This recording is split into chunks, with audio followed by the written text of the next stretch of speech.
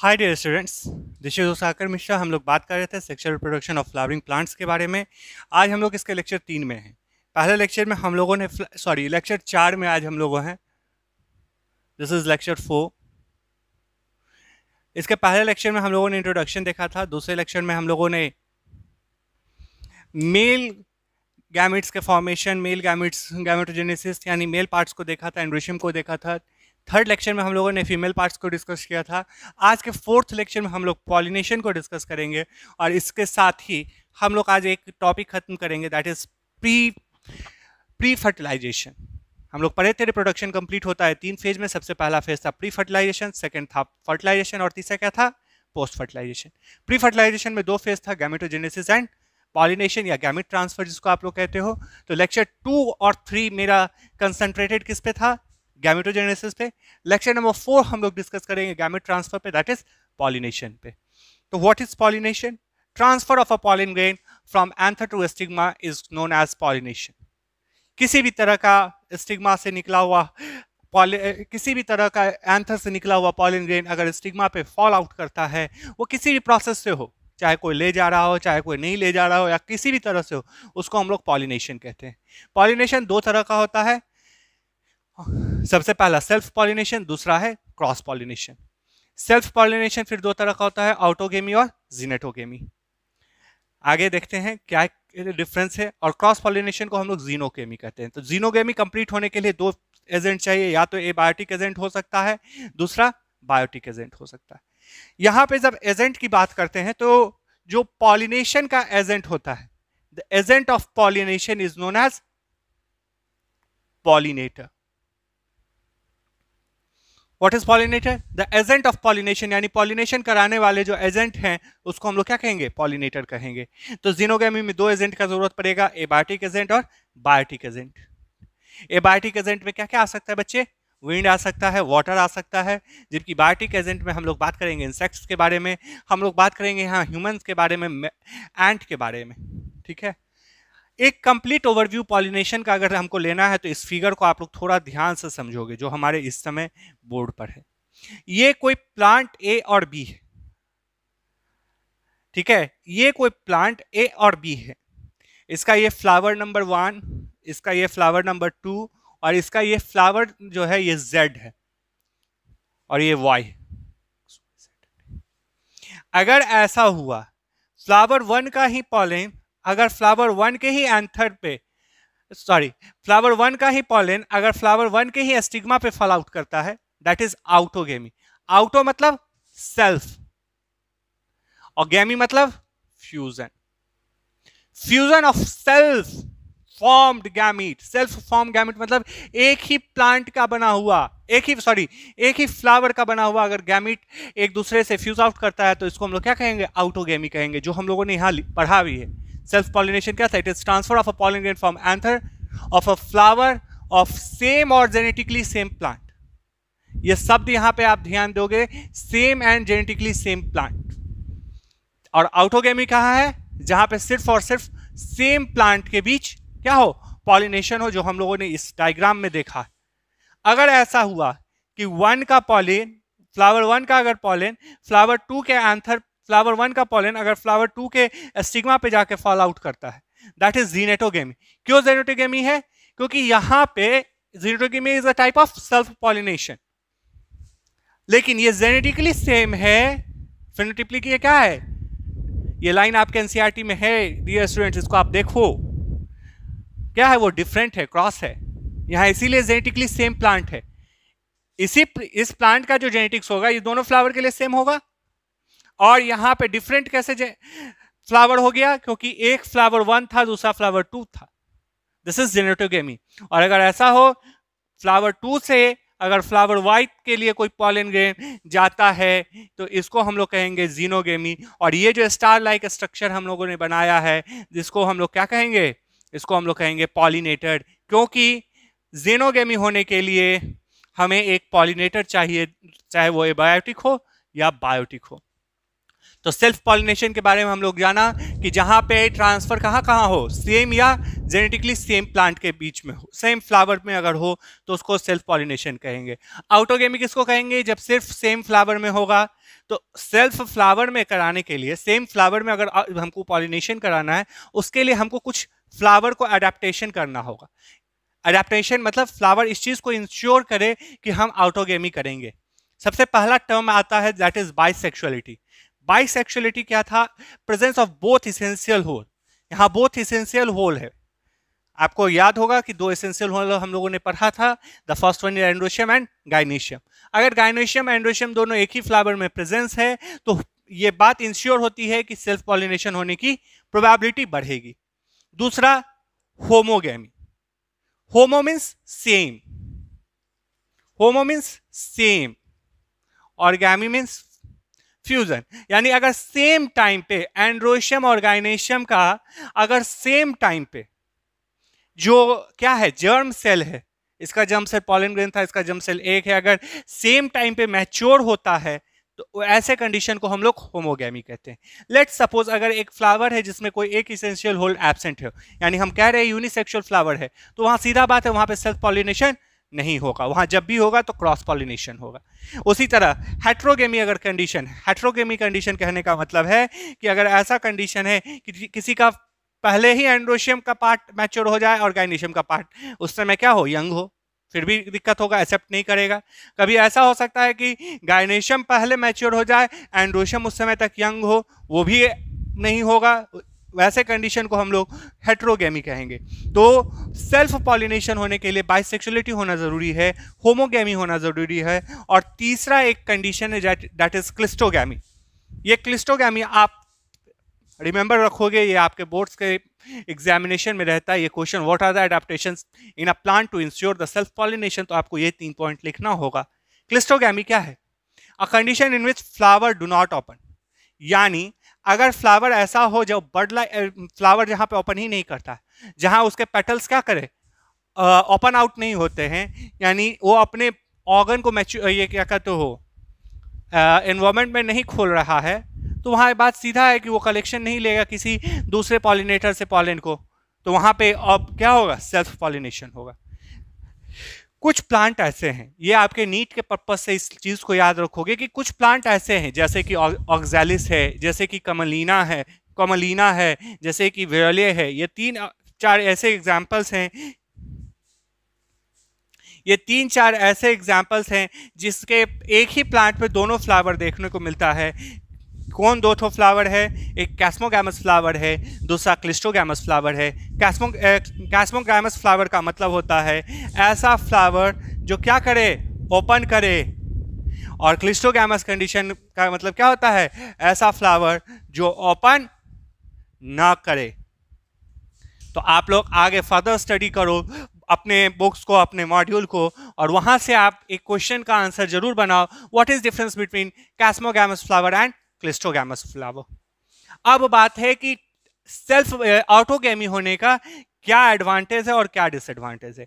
Advantage ये है कि अगर पॉलिनेटर नहीं भी है तो ऑटोगेमी ये चीज इंश्योर करता है कि सीड का फॉर्मेशन होगा। क्यों? क्योंकि ऑटोगेमी से हमारा क्या हुआ, पॉलिनेशन हो गया, तो पॉलिनेशन के बाद फर्टिलाइजेशन, फर्टिलाइजेशन के बाद एम्ब्रियो फॉर्मेशन, एम्ब्रियो फॉर्मेशन के बाद क्या होगा, सीड बनेगा ही बनेगा। तो ऑटोगेमी हमेशा इस चीज को इंश्योर करता है कि हमको क्या, सीड फॉर्मेशन होगा। दूसरा, ये चीप मोड है प्लांट हाइब्रिडाइजेशन का। प्लांट हाइब्रिडाइजेशन के लिए ये चीप मोड इसलिए है कि यहाँ कोई झंझट नहीं, एक ही फ्लावर अपने ही वो क्या कर लेगा, पॉलिनेशन करा लेगा। आपको किसी खास पॉलिनेटर से पॉलिनेशन करवाने के लिए उसको पालना नहीं पड़ेगा या उसका देख रेख नहीं करना पड़ेगा। ये दोनों इसके एडवांटेज हैं, लेकिन इसका जो डिसएडवांटेज है ये है कि यहाँ पे हम जेनेटिक डाइवर्सिटी लॉस कर जाते हैं। अगर ऐसा होता, एक रोज का प्लांट आप ले लो जहां पे लगातार सेल्फ पॉलिनेशन अगर हम करा रहे होते, तो आज रोज की इतनी वैरायटी हम नहीं देख पाते। मैंगो में इतनी सारी वैरायटीज आप भागलपुर में देखते हो, वो इसलिए देखते हो क्योंकि वहां पे लगातार ऑटोगेमी नहीं हुआ है, वहां हेट्रोगेमी की भी, वहां पे जीनोगेमी भी कराई गई है, जिससे कि वेरिएशन आता रहे। आप जानते हो जहां वेरिएशन जितना ज्यादा होगा वो उतना ज्यादा सस्टेन करेगा इस नेचर में। Third condition, homozygosity. Homozygosity condition ऐसा कंडीशन है जहां होमोजाइगस कंडीशन हो जाए। आप जेनेटिक्स में पढ़ोगे डियर स्टूडेंट्स की होमोजाइगोसिटी के कारण बहुत सारे डिजीज होते हैं। तो अगर प्लांट में लगातार ऑटोगेमी करेंगे तो होमोजाइगोसिटी रिसेसिव फॉर्म में जब चला जाएगा तो डिजीज काउजिंग हो जाएगा। तो ये दो हमारे इस ऑटोगेमी के डिसएडवांटेज। अब हम लोग देखते हैं जीनोटोगेमी और जीनोगेमी के बारे में। तो हम लोग ऑटोगेमी देख चुके थे। ऑटोगेमी में 3 केस हम लोगों ने देखा था डियर स्टूडेंट। सबसे पहला केस देखा था कि ऑटोगेमी के लिए बाइसेक्सुअलिटी होना चाहिए। दूसरा हम लोगों ने केस देखा था वहाँ पे हम क्लिस्टोगेमी होना चाहिए। तीसरा केस देखे थे कि होमोगेमी होना चाहिए। वहीं एक और केस हम लोगों को जानना है, दैट इज बर्ड पॉलिनेशन। अगर बर्ड स्टेट में ही पॉलिनेशन हो गया तो वो भी हम लोगों को क्या करेगा, ऑटोगेमी इंश्योर करेगा। नेक्स्ट टॉपिक जो हम लोगों को नेक्स्ट पढ़ना है दैट इज जेनेटोगेमी। जेनेटोगेमी क्या है? ये एक तरह का सेल्फ पॉलिनेशन है। Genetically it is a self pollination, functionally it is a cross pollination. क्यों हम ऐसा कह रहे हैं, जरा ध्यान से सुनो। एक ही पेड़ के ना दोनों फूल में पॉलिनेशन हो रहा था, इसीलिए जेनेटिकली क्या है, सेम। क्योंकि जेनेटिक्स दोनों का, प्लांट का जेनेटिक्स जो है दोनों फ्लावर के लिए सेम है। लेकिन क्रॉस पॉलिनेशन ये क्यों है? फंक्शनली क्रॉस पॉलिनेशन क्यों है? क्योंकि यहाँ पे पॉलिनेटर चाहिए दो फ्लावर के बीच में। अगर हमको क्या कराना है, पॉलन ग्रेन का ट्रांसफर कराना है, तो उसके लिए हमको क्या चाहिए होगा, पॉलिनेटर चाहिए होगा, एक एजेंट चाहिए होगा। और हम लोगों ने पहले ही पढ़ा है कि जहां कभी भी पॉलिनेटर की जरूरत होती है वो क्रॉस पॉलिनेशन होता है। इसीलिए जेनेटोगेमी फंक्शनली क्रॉस है, जेनेटिकली सेल्फ है। और ये what is geitonogamy? Transfer of a pollen grain from the anther to stigma of another flower of a same plant, another flower of the same plant। ठीक है, इसके लिए कोई contributions ऐसे नहीं है। नेक्स्ट जीनोगेमी या cross pollination, transfer of a pollen grain from anther to stigma of another flower of different plant but same species. ऐसा नहीं कि गुलाब का आप पॉलन ग्रेन उठा के और आम पे डाल दीजिएगा और आम का पॉलन ग्रेन उठा के गुलाब पे डाल दीजिएगा ना, सेम स्पीशीज का बीच होना चाहिए, दैट इज जीनोगेमी। जीनोगेमी के लिए दो एजेंट चाहिए, that is abiotic agent and biotic agent. Abiotic agent हमारे एयर और वाटर होता है, तो एयर से जो पॉलिनेशन होता है उसको हम लोग एनिमोफिली कहते हैं, और वाटर से जो पॉलिनेशन होता है उसको हम लोग हाइड्रोफिली कहते हैं। उसी तरह बायोटिक एजेंट कुछ भी हो सकते हैं, चाहे वो इंसेक्ट हो, बैट हो, एंट हो, बर्ड हो, और भी बहुत सारे हैं। उसके तरह पे अलग अलग नाम है, सच एज इंटेमोफिली, कैरोप्टेरिफिली, मैलाकोफिली और ऑर्निथोफिली। ये सारे हम लोग एक एक करके डिस्कस करेंगे। सबसे पहला इसमें डिस्कशन आता है एनिमोफिली के बारे में। तो सबसे पहले हम लोगों ने एनिमोफिली को समझना है। तो एनिमोफिली क्या है? When pollination is accomplished by wind, when pollination is accomplished by wind। अगर विंड से कोई पॉलिनेशन होता है दैट इज एनिमोफिली। क्वेश्चन काम का क्या है, पॉइंट यहाँ एग्जाम्पल, किस किस प्लांट में ऐसा होता है सर? तो कोकोनट है, पाम है, डेट है, मेज है, बहुत सारे ग्रास हैं, साइनाडोन, डिक्टेरोन इसके सबसे कॉमन ग्रासेस है जहां होता है, और एक कैनाबिस है, कैनाबिस मदार। ठीक है, अब एक सवाल है कि सर एनिमोफिली होने के लिए फ्लावर का कैरेक्टर क्या होना चाहिए? क्या सभी फ्लावर एनिमोफिली करेंगे? नहीं। तो वैसे फ्लावर एनिमोफिली करेंगे जो स्मॉल और इनकंस्पिशियस हो, छोटे हों। छोटे होंगे तो स्वाभाविक बात है वहां पे नॉन इसेंशियल पार्ट या तो एब्सेंट होगा या तो रिड्यूस होगा। कैलिक्स कोरोला होंगे तो एब्सेंट स्टेट में होगा, या तो रिड्यूस स्टेट में होगा, या तो फ्यूज्ड स्टेट में होगा। बहुत ज्यादा क्या होंगे, डोमिनेंट नहीं होंगे non essential part. Flower odourless और नेक्टरलेस होना चाहिए, उसमें ना तो कोई गंध हो ना तो कोई नेक्टर हो। कभी भी पॉलिनेटर आएगा क्यों? पॉलिनेटर आता है सिर्फ और सिर्फ नेक्टर के लिए। आप नेक्टर ही नहीं दोगे तो कोई पॉलिनेटर आएगा नहीं। तो वैसे फ्लावर को एनिमोफिली या एबायोटिक एजेंट में जाना होगा। वैसे फ्लावर को कहाँ जाना होगा? एबायोटिक एजेंट में जाना होगा, जहां पे फ्लावर में नेक्टर नहीं हो, ऑर्डर नहीं हो और बहुत अट्रैक्टिव कलर भी ना हो। नेक्स्ट पॉइंट, स्टामेंस जो होंगे यहाँ न्यूमरस होगा। एक केस समझो, यहाँ पे स्टामेंस न्यूमरस क्यों होगा? जब स्टामेंस न्यूमरस होंगे डियर स्टूडेंट, तो सीधा बात है वहां पे पॉलन ग्रेन्स भी बहुत सारे बनेंगे, और एयर में जब बहुत सारे पॉलन ग्रेन्स एक साथ एक्सपोज्ड होंगे, एक साथ डिस्चार्ज किए जाएंगे, तब जाके कुछ प्रोबेबिलिटी बनता है कि कोई एक दो स्टिग्मा जो होगा वो स्टिग्मा उस पॉलन ग्रेन को क्या कर ले, वहां पे फॉल आउट करे और वहां से फर्टिलाइजेशन हो। इसीलिए तो कुछ anemophilous plant such as carrot grass हम लोगों ने जब पढ़ा था, याद होना चाहिए, पार्थीनियम, वो क्या शो करता था? एनिमोफिली शो करता था। बहुत ज़्यादा वहाँ पॉलन ग्रेन डिस्चार्ज करते थे एक बार में, जिसके कारण हम लोगों को पॉलन क्या होते थे, हम लोगों ने पढ़ा था, हे फीवर हुआ था ना, वो यही काउज है। स्टैमिन बहुत ज़्यादा न्यूमरस होने से बहुत ज़्यादा पॉलन होगा तो ये प्रॉब्लम काउज करेगा। नेक्स्ट पॉइंट, पिस्टल जो होंगे इसके जनरली यूनी ओव्यूल्ड होंगे। यूनी ओव्यूल्ड मतलब एक ही ओव्यूल प्रेजेंट होंगे। नेक्स्ट पॉइंट, स्टिग्मा कैसा होगा? हेयरी होगा। हेयरी स्टिग्मा कहने का मतलब ऐसा, क्योंकि उसको कलेक्ट करना है पॉलिनेटर, पॉलिनेशन के थ्रू। जब यहाँ बहुत ज़्यादा न्यूमरस था, पॉलन ग्रेन बहुत ज़्यादा थे, तो इसको क्या चाहिए? हेयरी होना चाहिए ताकि ये क्या कर सके, उसको कलेक्ट कर सके, इसलिए स्टिग्मा हेयरी होगा। एंथर वर्सेटाइल होंगे। स्टैमिन और पिस्टल एक्सर्टेड होंगे। एक्सर्टेड का मतलब बाहर की ओर निकले रहेंगे, तब न जाके क्या कहते हो, डिस्चार्ज एयर में होगा या एयर से कैच कर पाएगा। पॉलन ग्रेन कैसे होंगे? लाइट, स्मॉल, आइदर विंग्ड और आइदर डस्टी, या तो डस्ट के पार्टिकल जितने हो सकते हैं या तो उसमें विंग लाइक स्ट्रक्चर होगा। Dry, non sticky. अब एक प्लांट है मेज, आप लोग देखे होंगे मकई, हमने इसका कंप्लीट स्ट्रक्चर नहीं बनाया, मेज पार्ट बनाया है। इसके मेल फ्लावर को हम लोग टेसल कहते हैं और फीमेल फ्लावर को या फीमेल पार्ट को हम लोग कॉब कहते हैं, ठीक है। जो टेसल का पोजीशन होता है ये हमेशा टॉप पे होगा।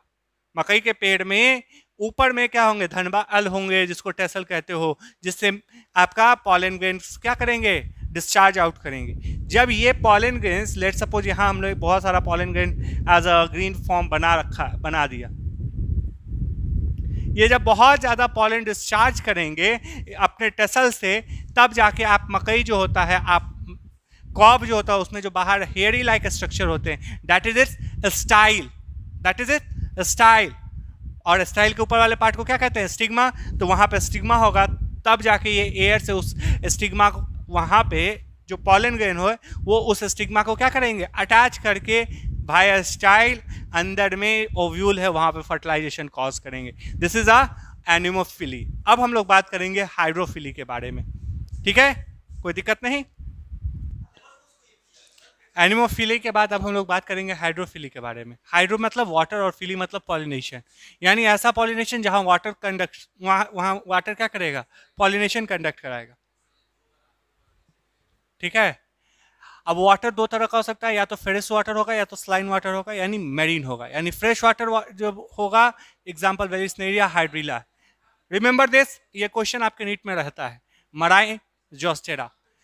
आप एक चीज याद रखोगे, यहां से ये क्वेश्चन नेट में रहता है, आप इस क्वेश्चन को देखोगे। अब कैरेक्टरिस्टिक्स हमको इस फ्लावर का देखना है। सबसे पहले इसका फ्लावर स्मॉल होगा, इनकंसिस्टेंट होगा, पेरियंथ होगा। यहाँ अगर हम पेरियंथ शब्द यूज कर रहे हैं तो नीचे में एक शब्द लिखे हैं कि it is represented by 30 genera, जिसमें मोस्टली क्या है? मोनोकॉट, और मोनोकॉट में पेरियंथ होता है। यानी पेरियंथ और अदर फ्लोरल पार्ट कैसा है? अनवेटेबल।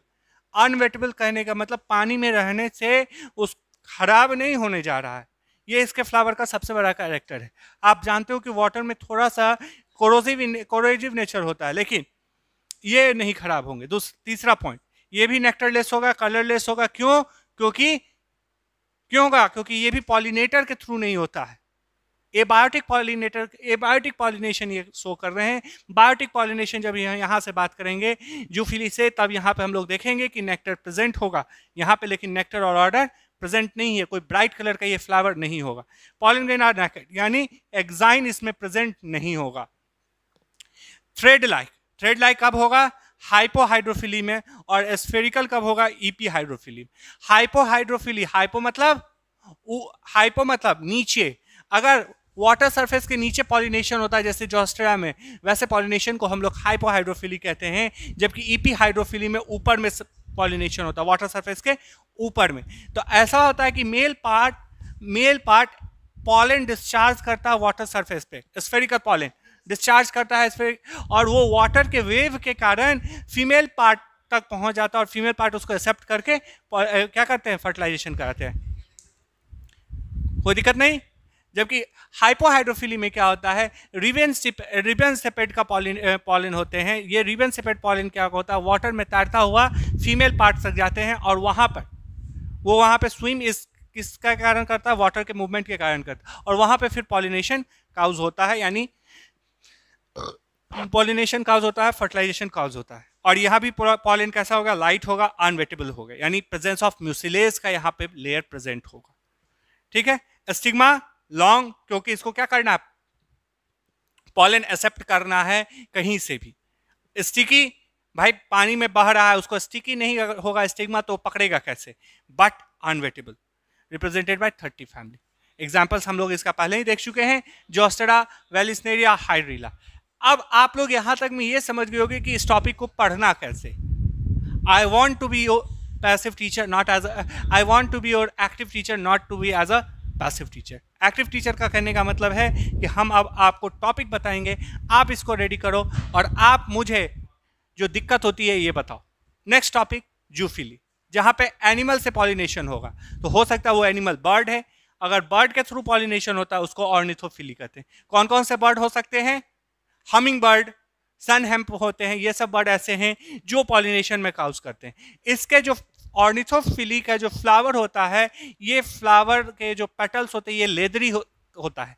लेदरी इसीलिए होगा क्योंकि ये बर्ड को बैठने के लिए एक प्रॉपर सिटिंग देगा। लॉन्ग बीक होगा, लॉन्ग बीक इसीलिए बर्ड्स के होंगे ताकि वो अंदर में नेक्टर पाने के लिए जाएगा तो उसके नेक्टर पे यहाँ आपको कुछ पॉलन वो डिपॉजिट कर दे। अगले फ्लावर में जब वो फिर जाएगा नेक्टर के लिए तो यहाँ से वो स्टिग्मा उसको ले ले।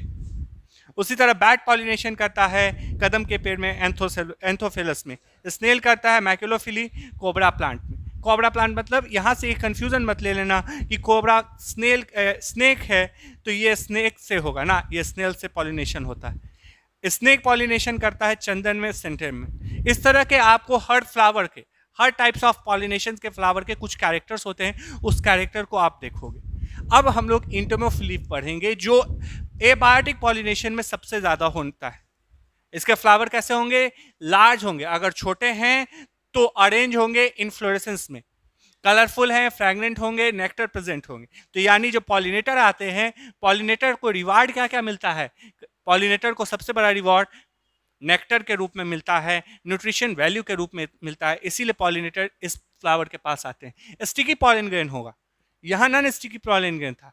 अगर इंसेक्ट आप डियर स्टूडेंट ध्यान दोगे, this is a flower, let's suppose यहाँ कोई इंसेक्ट, यहाँ नेक्टर है और यहीं पे कोई इंसेक्ट आके बैठ रहा है, तो ये फ्लावर अपने आप को टर्न करके, ये फ्लावर का अदर पार्ट है, ये इसका मेल पार्ट है, ये टर्न करके इसके बैक पे पॉलन डिस्चार्ज कर देगा। तो पॉलन स्टिकी है तो इसके बैक पे क्या हो गया, अटैच हो गया।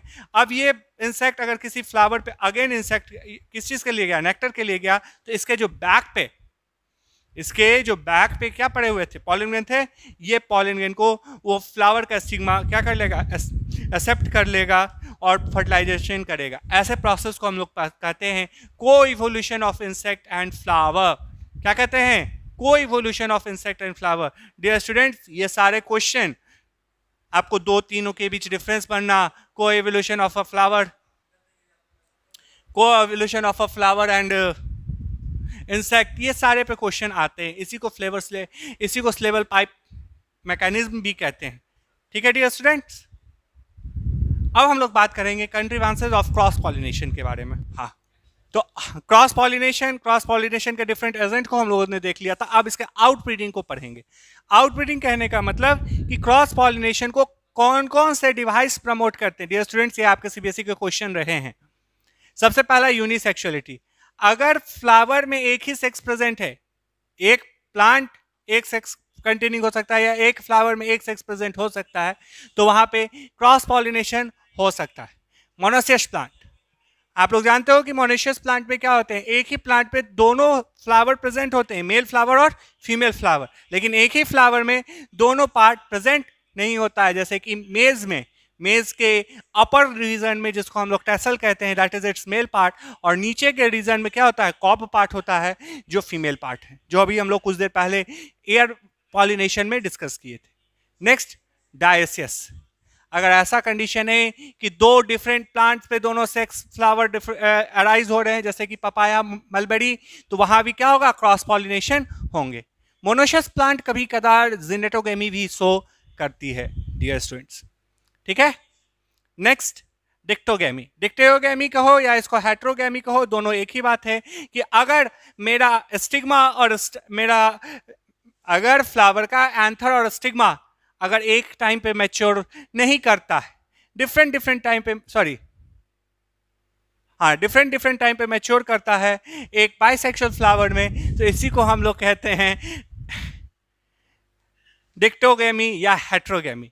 ठीक है, तो अब एक बात जान लो कि ठीक है, एंथर मेरा पहले राइपन हो गया, स्टिग्मा नहीं हुआ है, अभी स्टिग्मा यंग है, तो उस कंडीशन में क्या होगा, क्रॉस पॉलिनेशन होगा। अगर यहाँ स्टिग्मा पहले मैच्योर हो गया, एंथर उस समय यंग है, तो क्रॉस पॉलिनेशन प्रमोट करेगा। तो ये डिक्टोगेमी भी क्रॉस पॉलिनेशन करता है। इसमें एक टर्म आता है प्रोटो एंड्री। प्रोटो मतलब डियर स्टूडेंट्स पहले, एंड्री मतलब एंड्रोशियम। अगर फ्लावर का मेल पार्ट पहले क्या हो जाए, मैच्योर हो जाए, तो वैसे फ्लावर को प्रोटो एंड्री फ्लावर कहेंगे, जहां जैसा कि सनफ्लावर और साल्विया। अगर फीमेल पार्ट पहले मैच्योर हो जाए तो उसको हम लोग क्या कहेंगे, प्रोटोगाइनी कहेंगे, जैसा कि मिराबिलिस या 4 o'clock प्लांट जिसको कहा जाता है। ठीक है, नेक्स्ट प्रीपोटेंसी। प्रीपोटेंसी में क्या होगा कि यहां एक चीज ध्यान रखो कि फ्लावर के कुछ प्रोटीन जो होते हैं वो सीक्रेट होते हैं किससे, स्टिग्मा के पार्ट से, जो क्या करेंगे, अपने गैमिट को, अपने मेल गैमिट को, अपने पॉलन ट्यूब को रिटार्ड करेंगे उसके ग्रोथ को, जबकि अदर प्लांट से आया हुआ पॉलन ग्रेन इस पे जल्दी मोर रैपिडली क्या कर जाएगा, ग्रो करेगा, जर्मिनेट करेगा, जैसा कि एप्पल में।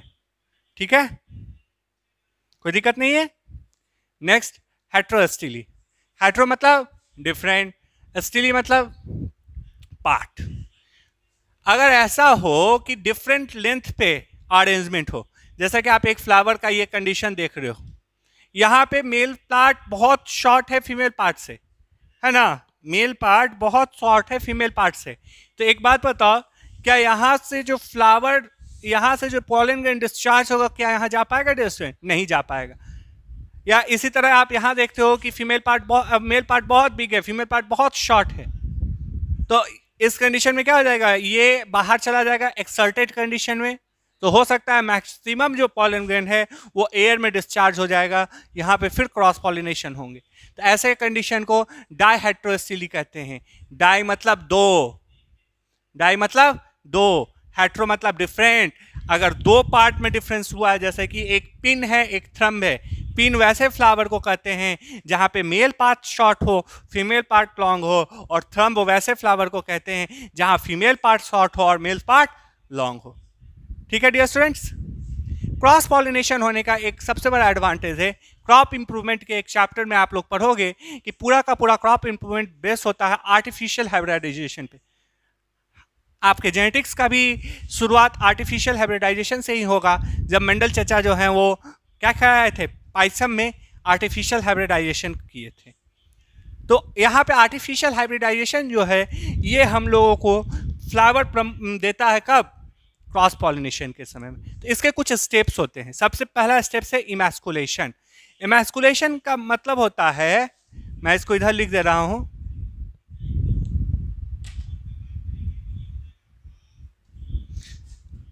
Removal of male part from bisexual plant. अगर आप किसी बाइसेक्सुअल प्लांट से मेल पार्ट को रिमूव कर देते हो तो वैसे फ्लावर को हम लोग कहते हैं इमैस्कुलेटेड फ्लावर। तो हम लोगों के लिए सबसे पहला स्टेप क्या है, इमैस्कुलेशन। दूसरा स्टेप है कि बटर बैग से या पेपर बैग से क्या करेंगे, इसको बैगिंग करेंगे। क्यों बैगिंग करेंगे, क्योंकि अदर पॉलन, अनडिजायर्ड पॉलन आकर यहाँ के जो स्टिग्मा है उससे फॉल आउट करके पॉलिनेशन या फर्टिलाइजेशन प्रोसेस को कंप्लीट ना करे। थर्ड स्टेप क्या है, हम डिजायर्ड पॉलन डिजायर्ड प्लांट से लेंगे, और डिजायर्ड पॉलन डिजायर्ड प्लांट से लेने के बाद फोर्थ स्टेप में क्या करेंगे, जो इमैस्कुलेटेड फ्लावर था उसके ऊपर उसको क्या करेंगे, डस्ट ऑफ करेंगे। डस्ट ऑफ करने का मतलब उसके ऊपर उसको गिरा देंगे। क्यों, क्योंकि तब वही पॉलन जो है वो फर्टिलाइजेशन शो करेगा और हमारा जो डिजायर्ड प्रोडक्ट होगा वो आएगा। तो डस्टिंग करने के बाद फिर बैगिंग कर देंगे। यहाँ पे बैगिंग इसलिए करेंगे कि ठीक है, कोई अदर अनडिजायर्ड पॉलन वहां पे ना आ जाए, जो फास्ट ग्रोथ करता है, फास्ट जर्मिनेशन करता है।